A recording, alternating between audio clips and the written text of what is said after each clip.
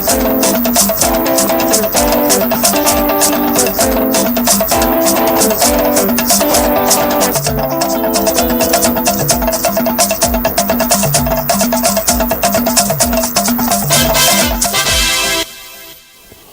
very lovely afternoon to you. Welcome to Nationwide. My name is Ogochkuka Onam, and to let you know that this news broadcast is being streamed live on our social media handles. Many will agree that one of the greatest scares to human health is that of cancer. The disease, according to the World Health Organization, has continued to claim lives, especially in places with low awareness and limited access to healthcare services. As the world marks Cancer Day, Chidiebere Onya takes a look at the scourge and the progressive initiatives to reduce the burden of the disease. As experts put it, cancer is a disease that can manifest in almost any organ or tissue of the body as a result of uncontrollable growth of abnormal cells. World Cancer Day, usually observed every 4th of February, is therefore to inspire greater awareness, promote research, prevent cancer, and improve patient care. Cancer is an abnormal growth of cells, and it can affect all the organs, different organs of the body, including the hair. In Nigeria, breast and cervical cancer are the most common in women, while prostate cancer is persistent in men. However, despite government's efforts in implementing policies and programs aimed at improving cancer care, experts say more still needs to be done. Every average Nigerian or female in the world should lay hand on her breast for checkup, examination, massaging, feeling, pipetting, whatever you call it to suit your own brain. It should be what? That regularity should be there.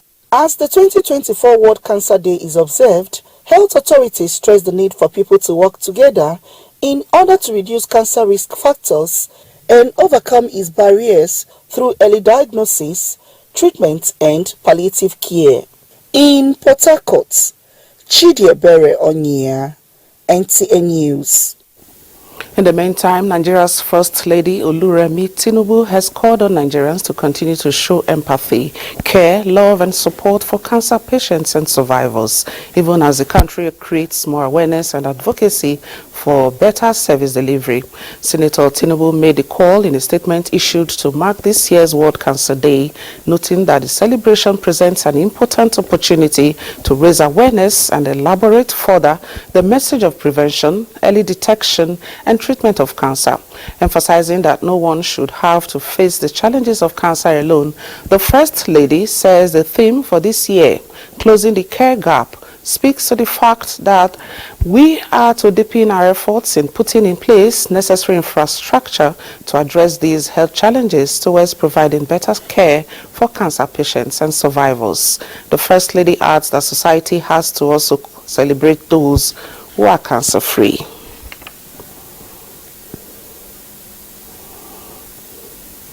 All right, moving on to election matters now. Results for rerun elections in some constituencies in Bauchi, Jigawa, Niger, Cross River and Adamawa states have begun rolling in. We'll bring you details of these reports in the course of the bulletin. Now, the Corps Marshal Federal Road Safety Corps, FRSC Dauda Ali Biu, has commended the resilience and professionalism of personnel of the Corps and expressed satisfaction with general conduct of the just concluded rerun and by-elections that held in 26 states of the Federation. Dauda Biu made the commendation after receiving briefs from commanding officers deployed to monitor the special operations across the states. He also commended the cooperation of road users, saying that the successes recorded by the Corps is as a result of the compliance received from the public. He urged the staff of the Corps to rededicate themselves for greater performance in line with the 2024 agenda of the Corps, anchored on enhancing the ideals of safe road use.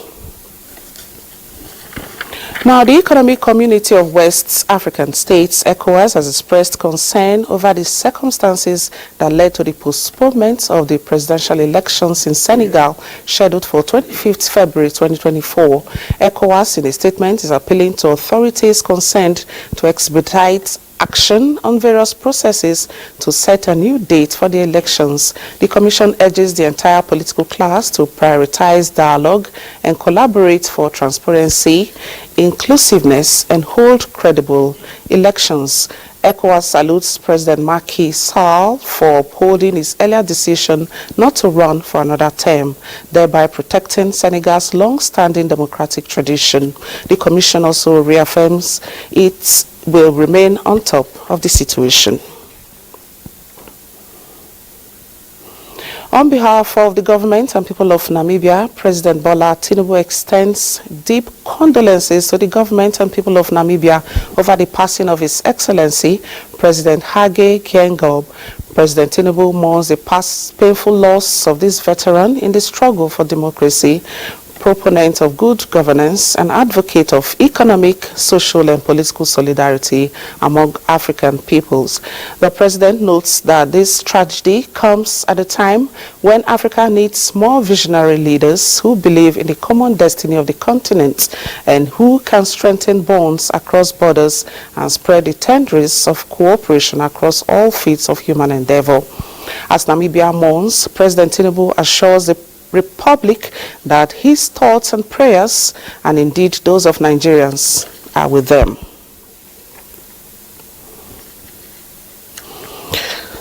All right, Ekiti State Commissioner for Health and Human Services, Dr. Yebanji Filani, says the 5 abducted school children of Apostolic Faith Nursery and Primary School, Emure Ekiti, and their teachers who regained freedom in the early hours of today are in stable condition. The commissioner stated this while addressing the press at the State University Teaching Hospital at Ado Ekiti, where the rescued victims are receiving medical attention and post-trauma therapy. Ayodeji Ogunshaki has details.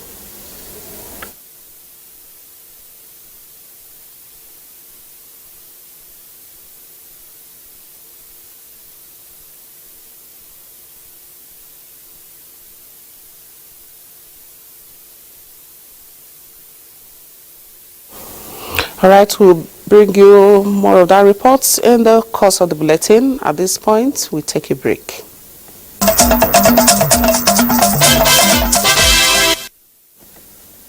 You're still watching Nationwide today. Let's now join Adeola in Lagos for more. Adeola, it's over to you. Thank you, Ogochikuka. Lagos State Governor Babajide Sanwo-Olu says his administration has procured additional rolling stocks for the Blue Line and Red Line rail operations to bring more relief to millions of Lagos residents, S.A. Wamaka reports. Sanwo-Olu, accompanied by other Lagos State government officials, was in Beijing, China for a high-level meeting with the president and management of a private construction firm. The visit, the governor says, is in line with his administration's promise to deliver a multimodal transportation system for Lagosians, while also reiterating his administration's commitment to the completion of the second phase of the Blue Rail project and flag off the commercial operations of the Red Line Rail project. The new rolling stock will have more predictable journeys. You know, the commuters and the passengers will be more committed, and we will see an improvement in the quality of life, you know, and in reduction of traffic gridlocks, you know, and all of that in the city. Within this, my second term, we should complete phase 2 of the Blue Line. We're not going to wait another 8 years for the completion because there is no bridge covenant. It's all at level. So we should complete phase 2 of the Blue Line maybe within the next year and a half, 2 years. And I want you to give me those commitments, you know, because we are partners now. And we can see that it's only when we complete it fully that we can get the full benefits of the traffic, you know, on that entire corridor, and everybody can see the full end-to-end benefit of the Blue Line. Governor Babajide Sanwo-Olu further noted that with the modalities on ground, traffic and transportation challenges experienced in Lagos State also been history. In Lagos, S.A. Owamaka, NTA News. President Bola Ahmed Tinubu is not unmindful of the growing insecurity, and he is sparing no efforts to equip and mobilize the armed forces with a view to tackling the security challenges in the country. The Chief of Staff to the President, Femi Gbajabiamila, stated this while encouraging Nigerians to support government's efforts after casting his ballot at the Surulere Federal Constituency 1 by-election in Lagos.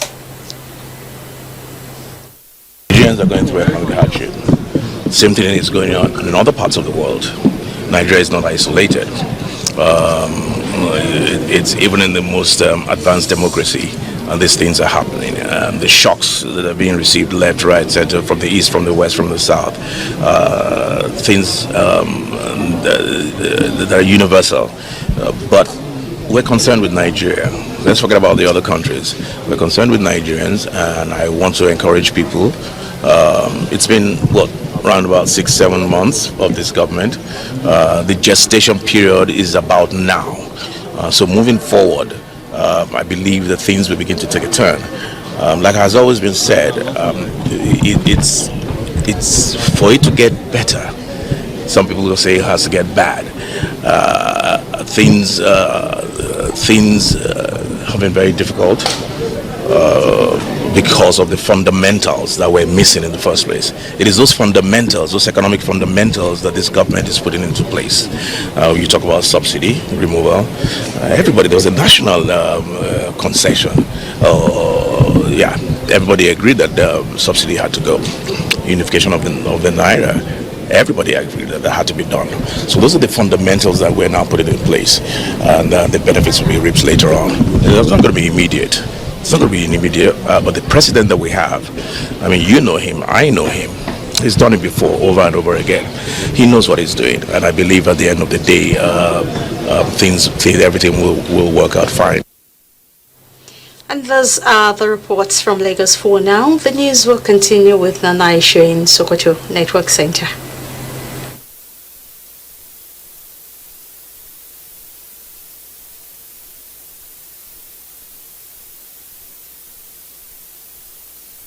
Good evening and welcome to Sokoto on Nationwide.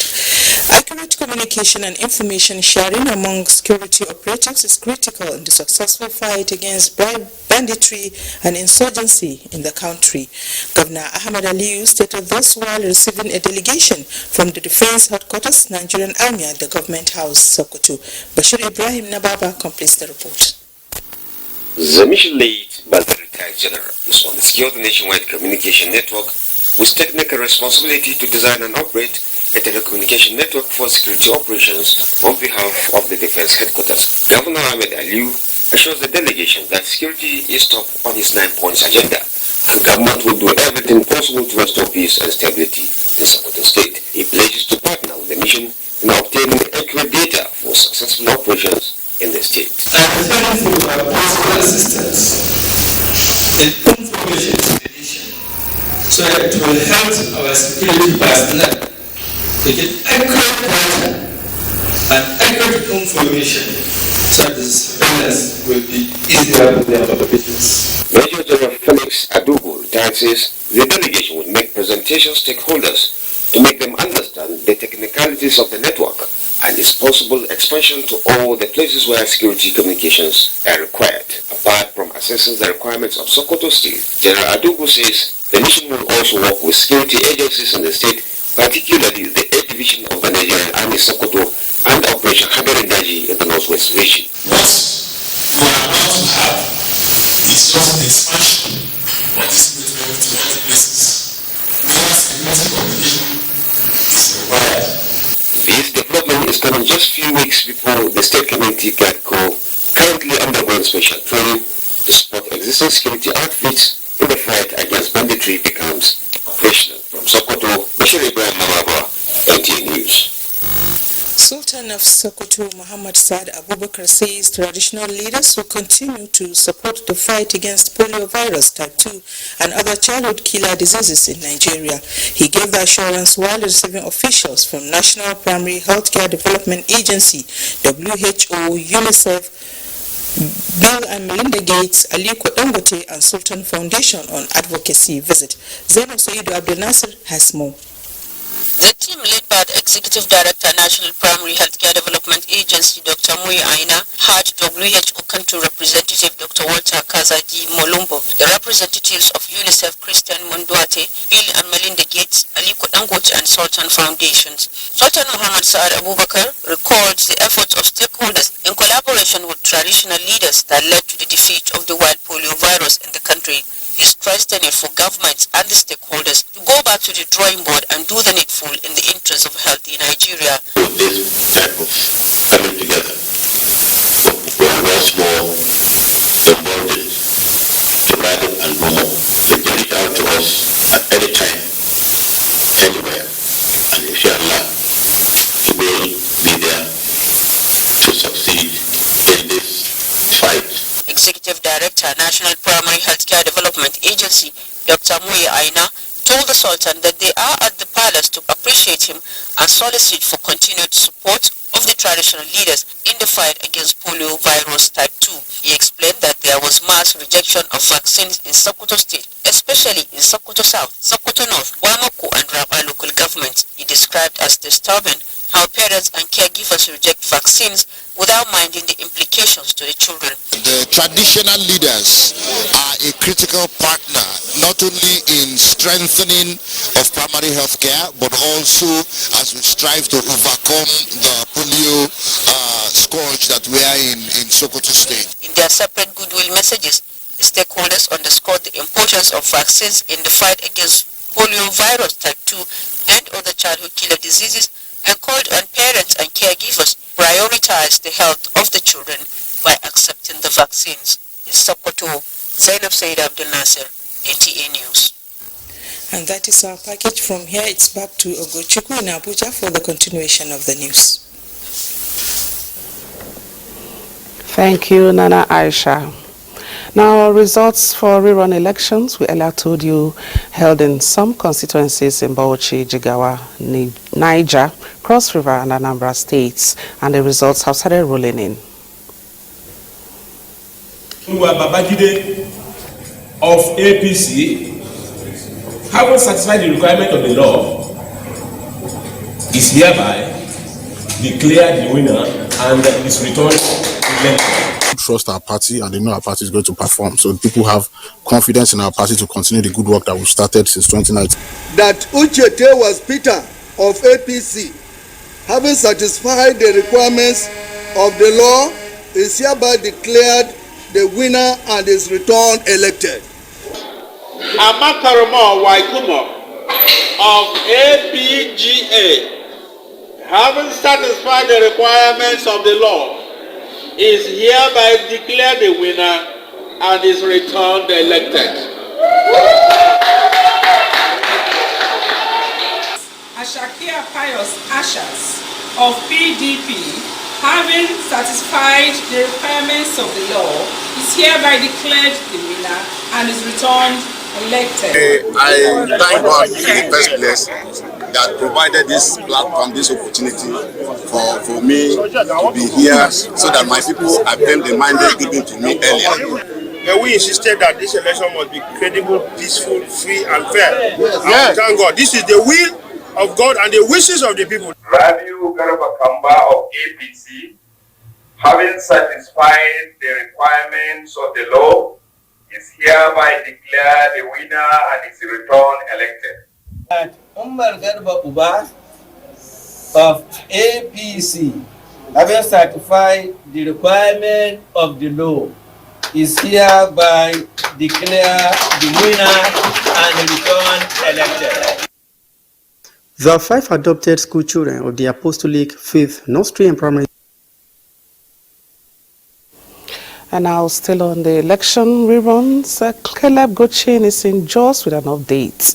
Now, Caleb, I can see you, and there is news of the elections being rescheduled. Can you tell us more on this? Thank you very much, Ugo Chukwu. As you've been following trends in Jos, There are just 2 seats that are being contested for. That is for Jos North Bassa Federal Constituency and Plateau North Senatorial District seat. So if not for the challenge that was encountered yesterday, where 16 polling units had their ballot papers missing, I'm sure by now Nigerians would have known who the winners are.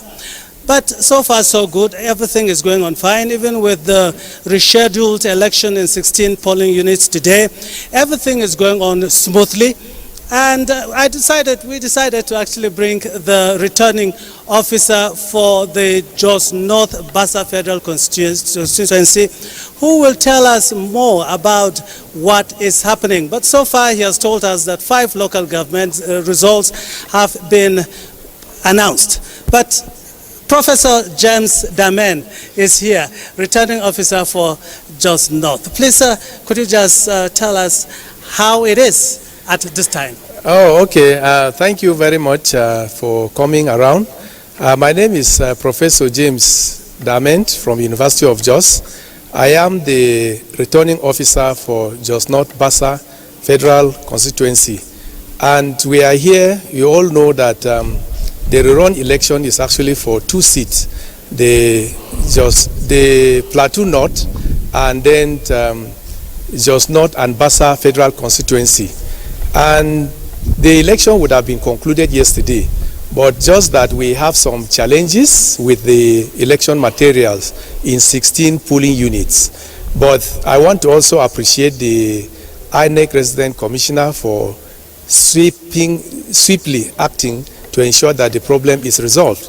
And as we speak presently, our colleagues are in the field conducting the remaining 16 polling units. And very soon we are expecting that they will bring the results, and we are hopeful that today we are going to announce the winners of these 2 seats. However, I want to sincerely commend the effort of security agency, most especially the Commissioner of Police, who have just been posted to Plateau State, and he has shown that he has capacity and passion for the work.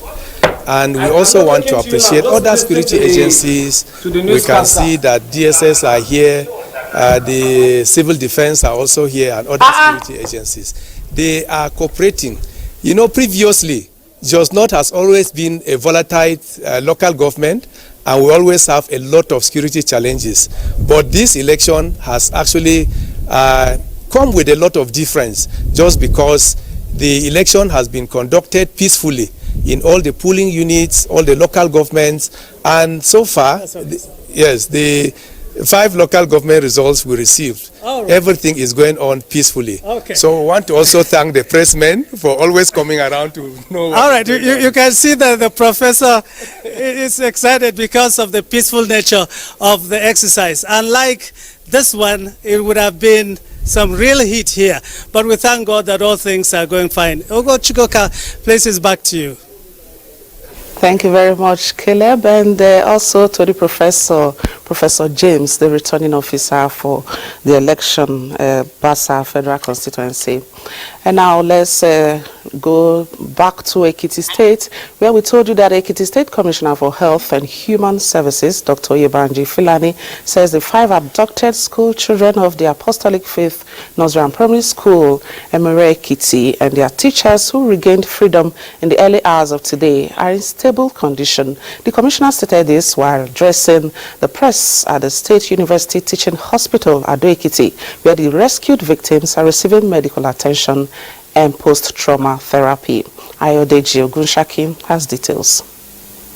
The 5 adopted school children of the Apostolic Faith Nursery and Primary School in Emere Ekiti and their teachers regained their freedom in the wee hours of today, Sunday, around 2 in a forest in neighboring Ondo State. They were, however, taken to the State University Teaching Hospital at Ado Ekiti for medical attention and post-trauma therapy, while the Commissioner for Health and Women Services, Dr. Oyebanji Filani, said the children and their teachers are in stable condition. They are all very stable at the moment, as you would have seen when we came in about 2 hours ago. All of them are in stable condition, and we have a team of doctors, a multidisciplinary team actually, currently attending to every one of them, ensuring that whatever is required to make them to continue to remain in a stable state is done.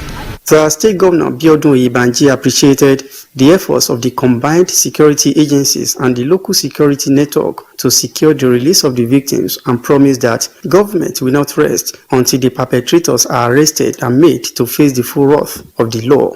I've gone around, I've looked at all of them, they're stable and they'll be here until they are found to be medically fit to go back home. We are going to have a security meeting to ensure that this does not happen again.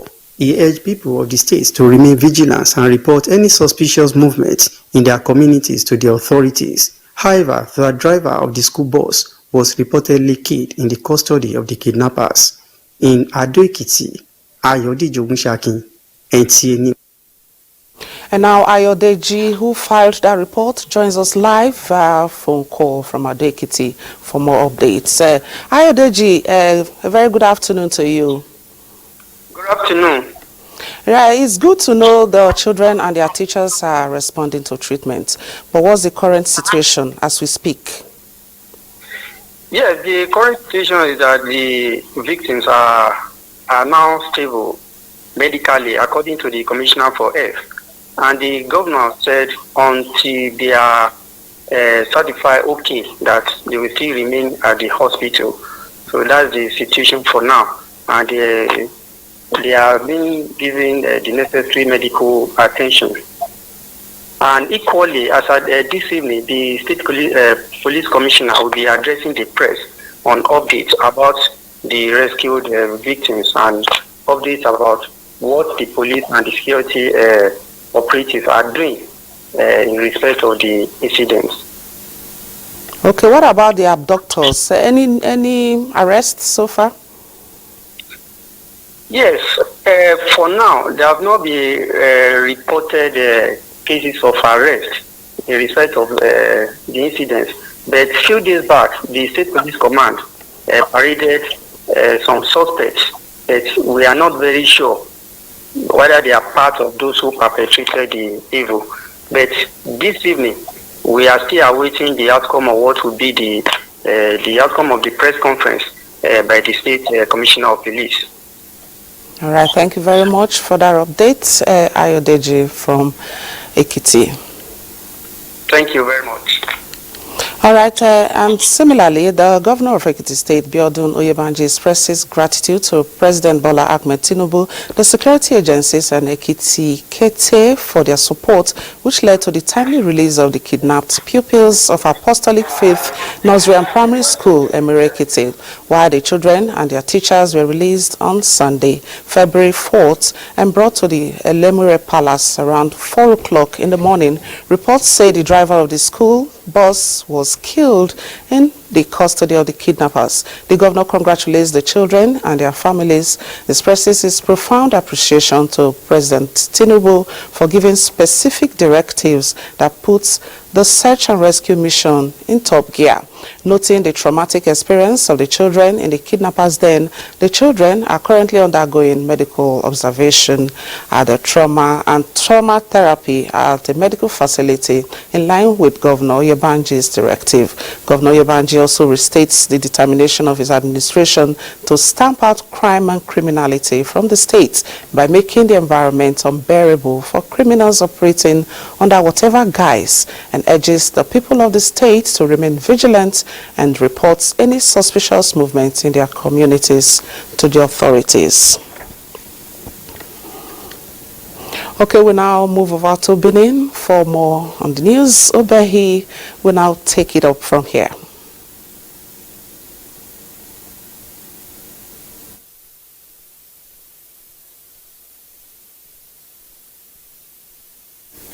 All right, we've lost a signal from Benin.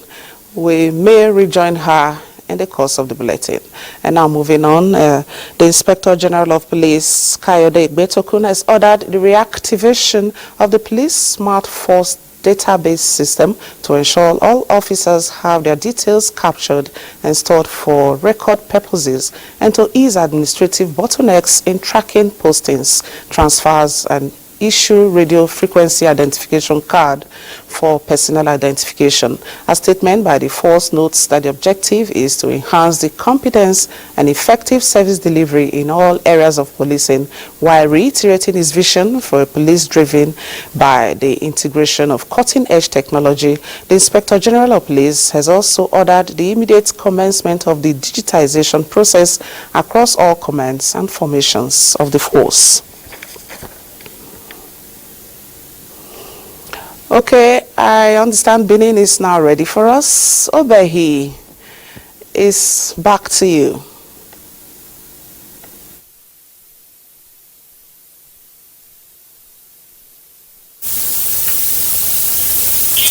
Hello, Agaturuka Ona. You're welcome to Benin.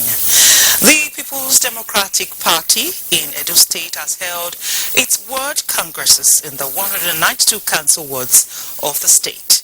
Elizabeth Omoko, who monitors some wards in the metropolis, reports that there were no cases of rancor in the areas visited. The ward congresses in line with provisions of the Constitution and the Electoral Act of Nigeria is meant to elect 3 ad hoc delegates who would be voting for the governorship aspirants of the party in the forthcoming primaries this month. At George Ida Primary School in Orado and Ego Primary School in Ego Local Government Council, party members turned up for the Congress, while at Usei Primary School, the process had been concluded at the time NTA arrived the venue.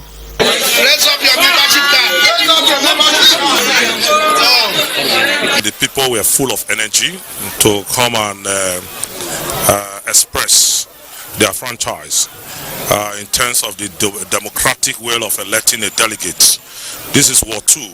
Ward 2 is one of the biggest local governments in Edo State. PDP, we are one family. Across the 10 wards, as their leader, I'm getting situation report, everywhere is peaceful.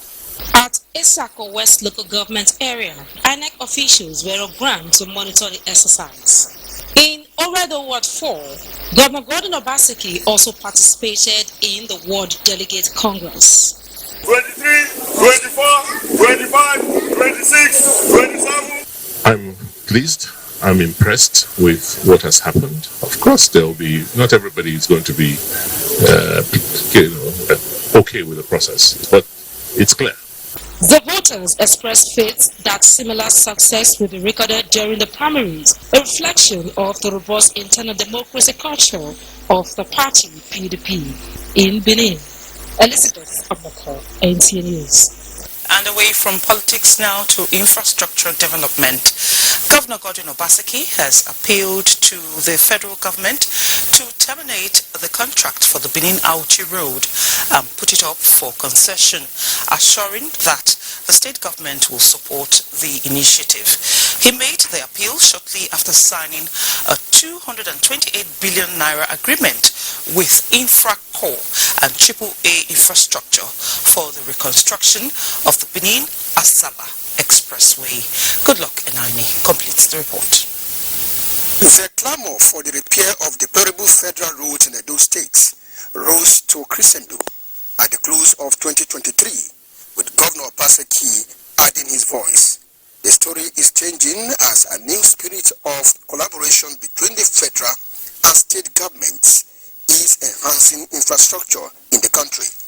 Governor Obaseki, who extolled the economic importance of the road to the nation, said 60 kilometers of the road extend from Ring Road and run through Abuja and Agbo to Asaba. He commended the federal government on its choice of partners with track records, but however urged them to justify the confidence by delivering on record time. The transaction we believe in, and a transaction that is very core to the economy of our state. That's why we as a state have no hesitation whatsoever to also invest some of our money in that road. Work on the 125-kilometer Benin-Asaba road will start from Benin to Asaba and terminate at the second Niger bridge. We are delighted to lend support to this project, which will be the first out of the 9 HDMI roads that have been concessioned. Actually, what we're doing is expanding the road and upgrading it to best in class in some locations to 10 lanes. The project is to be funded by AAA Infrastructure and Infracore, to be supported by the state government as an equity investor. The scheme is part of the 25 years Highway Development Management Initiative concession given to Africa partners. In Benin, Goodluck Enaini, NTA News. And that's it for now from Benin. Nationwide continues in Abuja right after this break.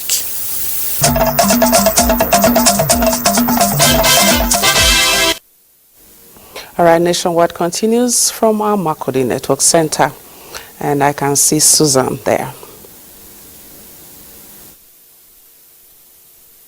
Ugochukuka. Soccer may soon come the way of internally displaced persons in camps in Benue State.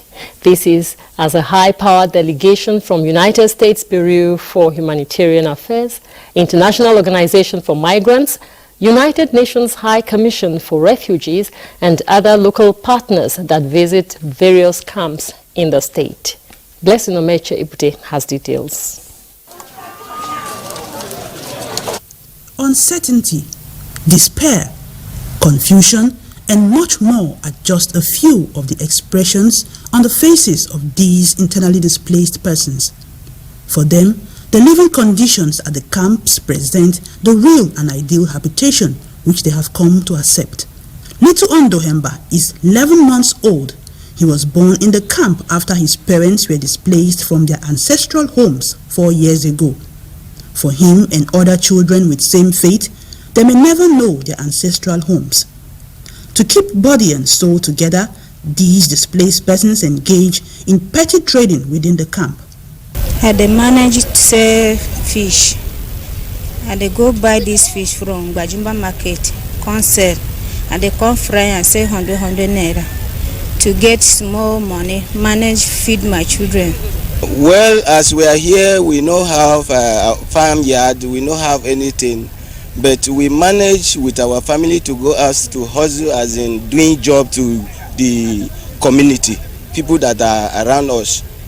The visit by the Disaster Assessment Response Team from the United States Bureau for Humanitarian Assistance is to get first-hand information. They are here to take first-hand information, moving around the IDP camps to see what is actually happening in those camps, so that they get first-hand information about everything that is going on. And this attracts the government of America. So the Bureau of Humanitarian Assistance from US is here to help us assess the IDP situation in the state. Some of the camps visited are the Ukbeam IDP camp, Bajimba camp 2, Ichwa, Daudu camp 2, Baka camp, and the Otese IDP camps. With the intervention of foreign organizations and other partners in collaborating with the state government in tackling the humanitarian crisis in the state, it is the expectations of the internally displaced persons that they will soon be resettled back to their ancestral homes. In Makudi, Blessing Omeche Ibute, NTA News. Experts have advised the general public to take precautionary measures to prevent the harsh effect of change in weather currently experienced in the state and the country at large. They say maintaining high level of hygiene and checking deforestation are necessary at this point in time. Iviarin Solomon reports. Climate change refers to a long-term shift in temperature and weather patterns. A climatologist, however, reviews that human activities have been the main cause of climate change. That burning of fossil fuels generates greenhouse gas emissions that act like a blanket wrapped around the earth, trapping the sun's heat and raising temperatures. The main causes of climate change include carbon dioxide and methane, which comes from using gasoline for driving a car, or coal, and cutting down trees. Climate change is said to threaten good health and clean air. Some persons express worry over the hazy, dusty, and harsh weather conditions being witnessed in recent times. The Amata of this year, thank God. So far as sometimes it cold, it just comes, sometimes heat. It didn't come like nothing. You know, if you go north, you can't come out by this time. Can't expose yourself like this because the weather is too cold. Dr. Eri Emmanuel says there is need for the public to cover their nose and food, drink a lot of water and stay indoors if possible. What we should do, we should maintain a high level of hygiene, make sure we cover our mouth and our nose with a face mask, rub moisturized oil, cover ourselves with a thick cloth, particularly the children and the pregnant women. Most especially now that things are hard, we should stay mostly indoor. Commissioner for Water Resources, Environment and Climate Change, Odu Ugo, says people should desist from cutting down of trees and bush burning to reduce the menace. It's something we need to take very serious, because as long as we keep going on with all these practices without any mitigation measure to a kind of cushion the effect of climate change, it is like we are inviting disaster, you understand, to us. Some of the ailments associated with the global warming includes eye irritation, conjunctivitis, runny nose, cough and catarrh. In Makudi, Iverian Solomon, NTA News. And that does it from Makudi. It's back to Ugochukwuka in Abuja for more on Nationwide. Thank you very much, Susan, from our Makudi studios. And now, FCT Commissioner of Police Berneth Igwe has ordered clampdown on all unregistered vehicles in the territory. He gave the directive at a meeting with area commanders, DPOs, tactical commanders. The meeting, which Commissioner of Police FCT CP Berneth Igwe deemed necessary, is aimed at revamping the approach of the already existing security framework and to set in motion the plan to ensure the safety of residents in the Federal Capital Territory. The CP urged them to embrace intelligence-led policing, visibility policing through constant stop and search duty in the fight against criminality. He emphasized the need to adopt effective community partnership in the discharge of their duties, as he will have zero tolerance for laxity.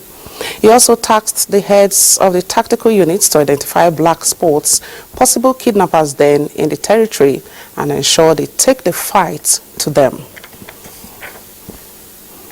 Operatives of the National Drug Law Enforcement Agency, NDLEA, have intercepted large consignments of Ghanaian loud, a strong strain of cannabis sativa smuggled into Lagos from Ghana, loaded in 2 trucks and a J5 bus with a total weight of 14,524.8 kilograms. Deborah Balagbobo has details. Conveying jumbo bags of the psychoactive substance were trailed and intercepted at Ojuelegba area of Lagos. One of the drivers was arrested while others fled. In the same vein, NDLA operatives on routine patrol around the warehouse sealed at Church Street, Idumota, Lagos, by the agency over an ongoing investigation on Thursday, 1st February, arrested 3 suspects who burgled the store and loaded 546,700 pills of tramadol and other opioids into a waiting yellow bus. Meanwhile, a male deaf and dumb suspect dealing in illicit substances has been arrested at Samaru area of Zaria, Kaduna State, with 150 grams of cannabis. Another suspect was also arrested in possession of 51 kilograms of same substance. Operatives in Abuja on Wednesday arrested Emmanuel Paul with 43.5 kilograms cannabis concealed in 2 shoes loaded in a trailer coming from Obese, Ondo State, to be delivered at Gwagwalada area of the Federal Capital Territory, Abuja. In Castina, NDLA officers apprehended a suspect with 37,600 pills of tramadol and other opioids. In Kogi State, operatives on Wednesday destroyed 833.32 kilograms of cannabis sativa on a 2-acre of farmland at Iluke Community, Kababunu local government area, while the owner, Samuel Atunula, 49, was equally arrested. NDLA commands across the 36 states and the FCT continued their war against drug abuse, commending the arrests and seizures of the past few weeks by the officers of the agency. Brigadier General Mohammed Bubar Marwa charged them to remain vigilant. We are rounding off this bulletin with sports update. And as the news, many thanks for always being there. Do have a very blessed Sunday evening.